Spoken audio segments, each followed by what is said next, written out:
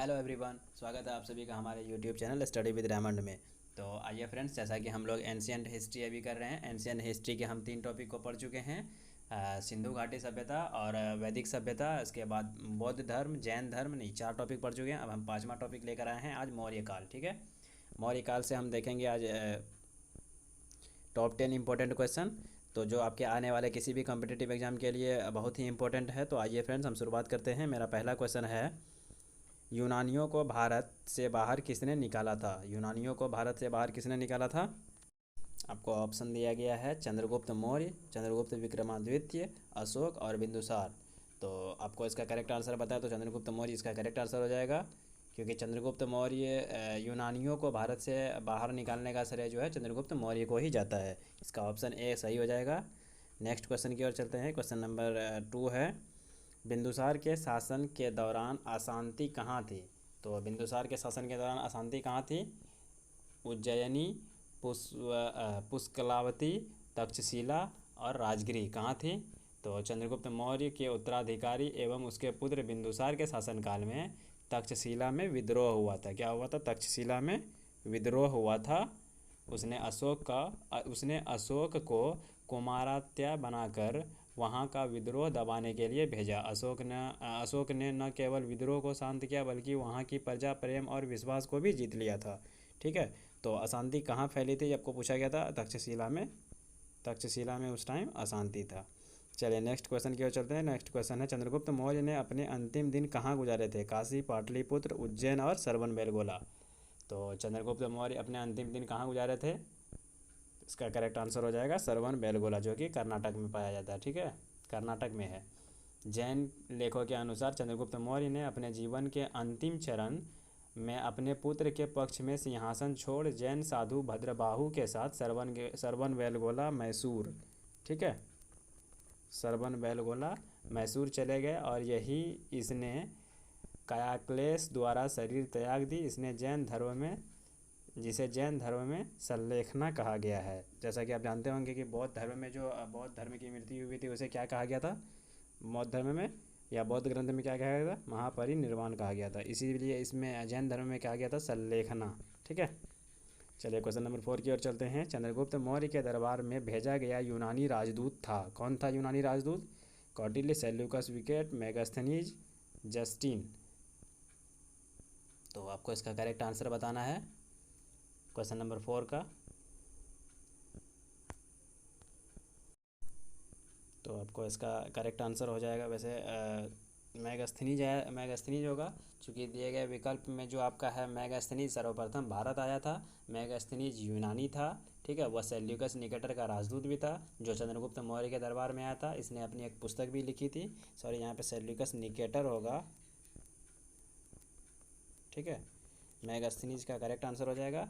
बात करें मैगस्थनीज की, तो यह मैगस्थनीज के द्वारा लिखी गई पुस्तक, इसके द्वारा लिखी गई पुस्तक का नाम क्या था? इंडिका। ठीक है, इंडिका इसके द्वारा मैगस्थनीज के द्वारा लिखा गया पुस्तक का नाम था। कभी कभी क्वेश्चन पूछ लिया जाता है मैगस्थनीज का लिखा हुआ पुस्तक है, ये से देख लीजिए। आपका क्वेश्चन नंबर 5 इसी से है। क्वेश्चन नंबर 5 क्या कर रहा है? इंडिका किसने लिखी थी? अभी आपको मैंने बताया ऊपर में, मैगस्थनीज के द्वारा इंडिका लिखा गया था। ठीक है, मैगस्थनीज यूनानी लेखक था। ठीक है, यूनानी लेखक था और सेल्यूकस निकेटर का राजदूत था। ठीक है, सर्वप्रथम भारत आया था, चंद्रगुप्त मौर्य के दरबार में रहते थे। ठीक है, चलिए क्वेश्चन नंबर 6 की ओर चलते हैं। अशोक ने किस बौद्ध साधु से प्रभावित होकर बौद्ध साधु से प्रभावित होकर जैन धर्म अपनाया था? ठीक है, ये क्या हो जाएगा इसका? सॉरी, बौद्ध धर्म अपनाया था। यहाँ पे इसका करेक्ट आंसर हो जाएगा बौद्ध धर्म। ठीक है, बहुत लिखा गया है, इसका टाइपिंग मिस्टेक है। बौद्ध धर्म कौन अपनाया था? बौद्ध धर्म। तो इसका करेक्ट आंसर हो जाएगा उपगुप्त से। ठीक है, उपगुप्त से प्रभावित होकर इन्होंने अपने अंतिम दिनों में बौद्ध धर्म अपना लिया था।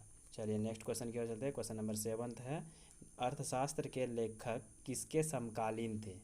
अर्थशास्त्र के लेखक किसके समकालीन थे?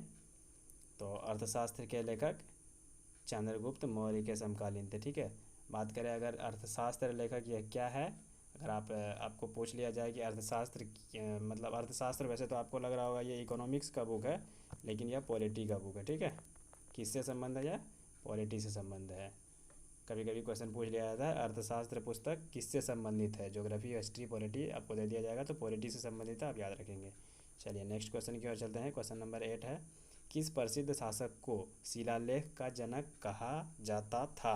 किस प्रसिद्ध शासक को शिलालेख का जनक कहा जाता था? तो इसका करेक्ट आंसर हो जाएगा अशोक को, ठीक है। किसको?